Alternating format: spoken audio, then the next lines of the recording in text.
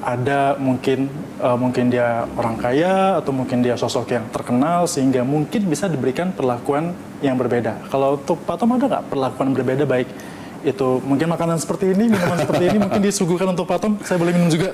Iya dong, minum, Pak, ya? saya berikan silakan. Gimana Pak? Jadi memang benar, penjara itu seperti cerminan bangsa kita. Ya. Semua lapisan ada di situ. Misalnya lapas Cipinang, di mana saya juga sempat menghabiskan beberapa waktu ya. Itu sekitar 4.000 penghuni. Itu udah kayak kota kecil.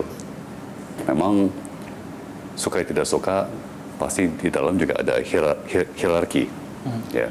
Faktanya ada tertuduh, terdakwa, ataupun tervonis yang memang punya uang atau status sosialnya lebih tinggi, ada yang tidak punya uang, ya, dan dengan sendirinya terbentuk kasta dan lapisan dan hierarki ya, dan ya itu juga sebuah bentuk ketimpangan yang mungkin tidak terlalu jauh berbeda dengan ketimpangan yang kita rasakan di masyarakat ya. Di mana ada beragam macam keterampilan, beragam macam tipe orang, ya kan, ada yang punya leadership skill, ya, ada yang punya keterampilan sebagai tukang cukur rambut, ya kan, ada yang punya keterampilan sebagai pelatih olahraga, ya kan, di Kejari Jaksel, ya, rutannya di mana saya juga sempat menghabiskan waktu. Saya pada suatu saat menjadi pelatih olahraga. Bapak jadi pelatih saya yang olahraga pimpin senam, senam harian. Oh, Pak Tom di sana. Ya kan? Jadi kita saling melayani, Saya sangat respect sekali ya dengan kepala rutan, kepala lapas, karena itu pekerjaan yang sangat tidak gampang ya. Bagaimana membangun sebuah budaya yang harmonis, ya, dengan mekanisme penyelesaian sengketa, ya kan, jangan sampai itu berujung pada perkelahian atau perundukan, ya kan. Nah itu juga menarik sih, tapi saya bersyukur karena saya suka bilang ya, nah ini baru the real rakyat. Ya, banyak politician yang bilang, oh demi rakyat, tapi kapan terakhir kali? Justru Bapak melihat itu ketika di dalam penjara. Ya, karena kita dempet-dempetan, ya kan, dan berbaur dalam penjara, meskipun memang ada perbedaan kelas dari segi penghasilan dan sebagainya ya. Ya, ada banyak egalitarian juga. Ya. Katakan saya orang yang berada, kalau saya macam-macam atau kalau saya norak, bisa aja saya digebukin orang, ya kan? Mereka lebih berotot daripada saya, ya kan? Ya meskipun misalnya tidak digebukin habis, gitu, bisa aja dihukum ya, hukum sosial. Jadi lucu, di satu sisi ada hierarki, di lain sisi suasananya cukup egaliter, ya, karena ya kita semua harus taat, harus tertib dengan aturan yang sama, ya, kita semua harus saling menghormati, kalau enggak ya bisa digebukin, atau tanda kutip ya digebukin, bisa disanksi sosial, baik resmi maupun non resmi. Ada hal yang mungkin mengejutkan nggak untuk Pak Tom?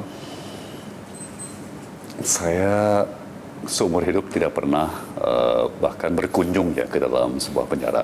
Jadi saya nggak ada bayangan penjara itu seperti apa. Mayoritas masyarakat mungkin seperti itu ya, nggak pernah melihat isi dalamnya sebuah penjara. Saya bersyukur banget dapat mengalaminya langsung ya. Kalau tidak ada kejadian seperti ini, mungkin saya tidak akan ngalamin, nggak pernah akan tahu ya. Dan saya selalu bilang ini pengalaman yang membuka mata saya, membuka hati saya ya, pada kondisi hukum kita, ya, sistem hukum kita, dan begitu banyak warga kita yang menderita ya, mengalami ketidakadilan, banyak banget orang dalam penjara yang sebetulnya mungkin tidak selayaknya dalam penjara. Ya, mungkin sebetulnya tidak bersalah secara hukum ya. Banyak juga yang di situ memang bersalah, tapi dikenakan hukuman yang jauh melampaui yang hemat saya proporsional ya, tidak proporsional. Jadi perkara kecil dikenakan hukuman 4 tahun, 9 tahun. Contohnya Pak? Ada satu narapidana muda, usia 20 gitu, saya ngobrol, ya kan, maaf mas boleh tanya, kenapa Anda di penjara, ya kena perkara apa? Terus dia bilang, oh ini Pak, berantem. Terus saya tanya, tapi loh, kan orangnya nggak mati kan, nggak sampai meninggal. Oh enggak, dia benjol-benjol, ya, tapi orang tuanya ngamuk. Orang tuanya ngamuk-ngamuk. Terus dianya dilaporkan polisi dan dituntut sampai ke persidangan, dan mungkin lawannya itu yang benjol-benjol gitu ya, orang tuanya lebih berada atau punya koneksi atau gimana, ngamuk-ngamuk ya minta dihukum seberat-beratnya. Jadi di usia 20 dia dikenakan hukuman 4 tahun penjara hanya karena berantem. Ya, yang namanya remaja kan ya itu wajar untuk berantem gitu kan. Dan tidak sampai fatal atau bahkan sampai sangat berat lukanya gitu ya. Ya itu menghancurkan hidup anak ini. Di usia 20 dia cerita, Pak, saat itu saya baru aja dapat kerjaan. Baru sebulan dapat kerjaan yang stabil. Ya, baru merasa nyaman. Ya kan, pindah dari sektor informal ke sektor formal. Ya, dapat gaji bulanan sebagainya. Kena perkara ini. Ya. Ini menghancurkan hidup dia, menghancurkan hidup keluarga dia. Ya. Ayahnya itu buruh harian. Ya, dia tinggal di Jabodetabek, daerah pinggiran Jabodetabek dengan kakak adiknya. Ya. Dan ya dengan ini dia di catatan sipil, di rekam jejaknya udah ditandain kan, pernah kena perkara pidana. Apa namanya? Surat keterangan SKCK Pak ya? SKCK, ya kan udah ditandai. Jadi kedepannya dia akan sulit untuk cari kerja. Ya.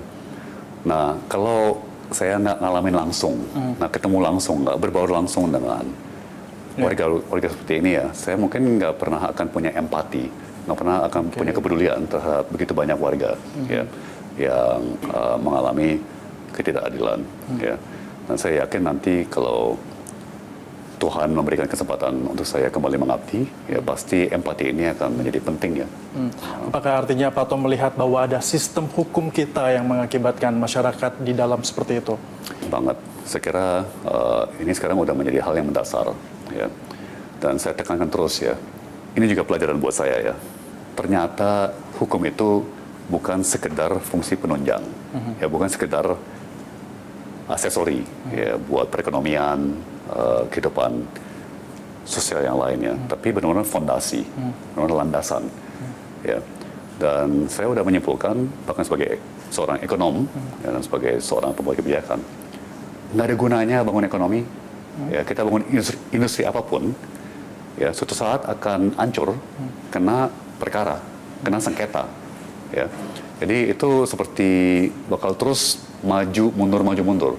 Ya, kita bangun industri apa, ya kan nanti ada sengketa bisnis, orang saling mempidana, ya kan mempersenjata sistem hukum, investor kabur, industri anjlok, balik ke nol lagi.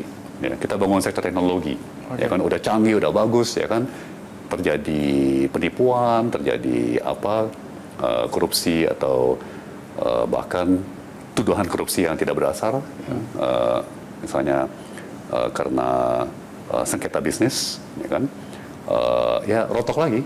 Ya, jadi selama kita tidak membenahi secara fundamental, ya sistem hukum kita, rasanya akan sulit untuk ekonomi kita bisa maju secara konsisten. Ya selalu akan maju, merosot lagi, ya, semaju merosot lagi, gitu ya.